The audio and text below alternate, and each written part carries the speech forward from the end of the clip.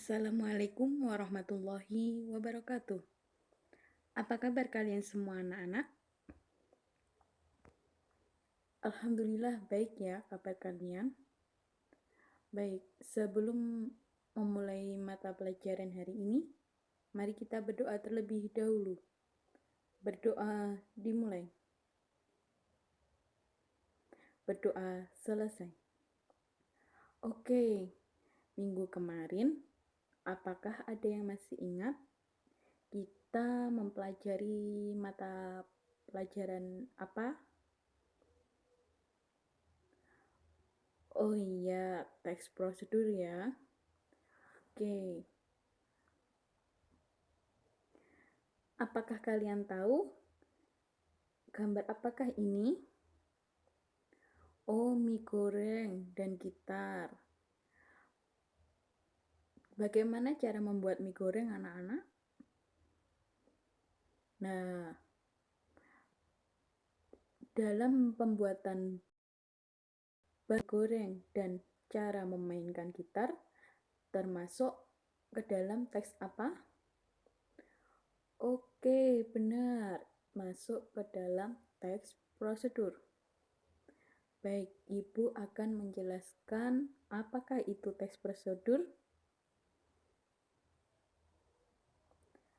Tes prosedur adalah tes yang berisi langkah-langkah atau tahapan yang harus dilaksanakan dalam melakukan suatu kegiatan tersebut dapat terlaksana dengan baik dan berhasil.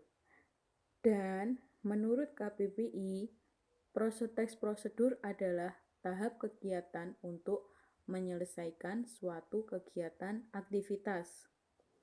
Baik, untuk materi selanjutnya, struktur teks prosedur. Struktur teks prosedur terbagi menjadi 4 macam.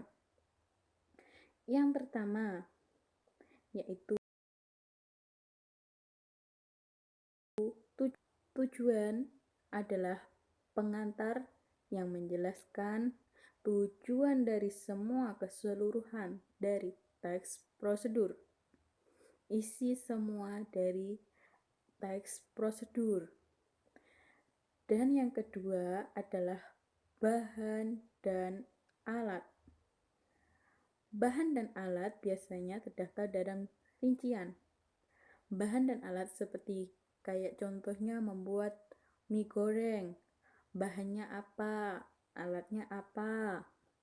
Terus yang ketiga yaitu tentang langkah-langkah. Apa itu langkah-langkah? Langkah-langkah adalah tahapan yang akan dilakukan bagaimana cara masak mie goreng, tahapannya apa saja hingga akhir. Dan yang terakhir adalah penutup. Apa itu penutup? Penutup biasanya ataupun manfaat apabila petunjuk-petunjuk itu dilakukan dengan tahapan yang baik dan runtut. Jadi, tahapan semuanya itu apabila dilakukan dengan runtut, berarti penutup itu sudah benar. Oke, untuk materi selanjutnya yaitu tentang ciri-ciri teks prosedur. Ciri-ciri teks prosedur ada 4 macam.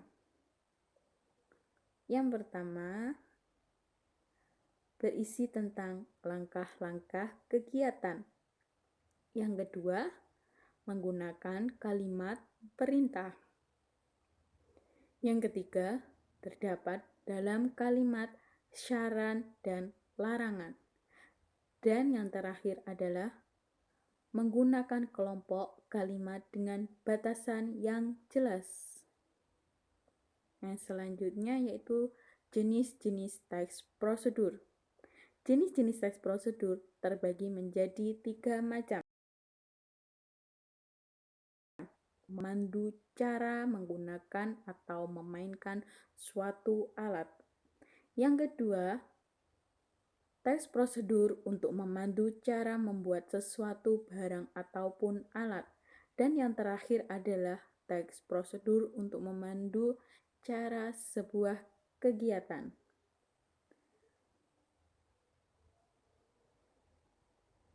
Aspek kebahasaan. Apa itu aspek kebahasaan? Aspek kebahasaan terbagi menjadi 4 macam. Yang pertama, menggunakan penomoran yang menunjukkan tahapan atau urutan. Yang kedua, banyak menggunakan kata-kata kerja perintah. Yang ketiga, banyak menggunakan pernyataan persuasif dan menggunakan gambaran terperinci tentang benda dan alat yang dipakai. Contohnya yaitu tentang cara menggunakan setrika. Yang pertama, siapkan meja atau tempat untuk menyetrika. Yang kedua, periksa kembali apakah ada kabel setrika yang lecet agar tidak terkena listriknya. Yang ketiga, yaitu masukkan steker ke dalam stop kontak. Yang keempat, putar pengatur suhu bagian bawah pegangan setrika, atur suhunya sesuai dengan yang dikehendaki. Yang kelima, setrikalah bagian pakaian yang kusut sampai rapi dan halus. Gunakan pewangi semprot jika ingin pakaian lebih harum. Yang keenam, bila sudah selesai, gunakan atau cabut steker dari stop kontak. Dan yang terakhir, letakkan setrika yang panas tersebut di tempat yang aman. Bagaimana anak-anak? Apakah ada yang ditanyakan? Oh, belum ada. Ya, terima kasih. Baik, untuk materi hari ini, Ibu akhiri terlebih dahulu. Sekian, terima kasih. Wassalamualaikum warahmatullahi wabarakatuh.